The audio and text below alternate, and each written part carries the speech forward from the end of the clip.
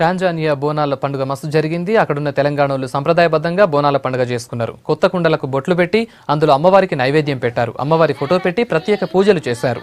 చిన్న పిల్లల కానుంచి పెద్దోళ్ల దాకా భక్తితోని బోనాల పండుగ జరుపుకున్నారు. టాంజానియా తెలంగాణ కల్చరల్ అసోసియేషన్ ఆధ్వర్యంలో ఈ వేడుకలు జరిగినాయి.